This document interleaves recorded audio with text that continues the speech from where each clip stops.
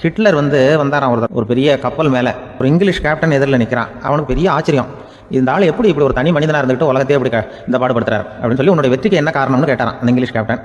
இப்போ ஹிட்லர் சொன்னாராம், என்னுடைய வெற்றிக்கு காரணம் என்கிட்ட வேலை செய்கிற ஊழியர்கள். நான் கிழிச்ச கோட்டை தாண்ட மாட்டாங்க, நான் என்ன சொல்கிறேனோ அதை உடனே செய்வாங்க, ஏன் எதுக்குன்னு எதிர்த்து பேச மாட்டாங்க, அதுதான் என்னுடைய வெற்றிக்கு காரணம் அப்படின்னு சொல்லி அதை நிரூபிச்சு காட்டுறேன் பார் அப்படின்னு சொல்லி கையை தட்டினாராம் ஹிட்லர். உடனே ஒரு சிப்பாய் அங்கேருந்து லெஃப்ட் ரைட்னு போட்டு சல்யூட் பண்ணி நிறுத்தினான். என்ன சொன்னார், நீ அப்படியே அந்த கப்பல் மேல் தளத்துலேருந்து அப்படி கடலில் வந்து செத்து போடா அப்படின்னு பொத்துன்னு குதிச்சுட்டான். எதுக்கு சொல்கிறேன் என்ன இதில் உடனே குதிச்சு செத்து போட்டான். இப்போ ஹிட்லர் சொன்னார், இதே மாதிரி என்னுடைய ஒவ்வொரு ஊழியர்களும் இருக்கிறாங்க, நானும் ஊழியர்களை இழக்கிறதுக்கு தயாராக இருப்பேன். எப்போதும் தப்பார் இன்னொருத்தர் தட்டுறேன்னு இன்னொருத்தர் வந்தார், நீயும் குதிச்சு செத்து போடான்னு இருக்கார் ஹிட்லர். இவனால் பொறுக்க முடியல, இந்த கேப்டன் அனாவசியமாக ஒருத்தனா குதிச்சுடான்னு சொல்லி ஓடி போய் அவனை குதிச்சான்.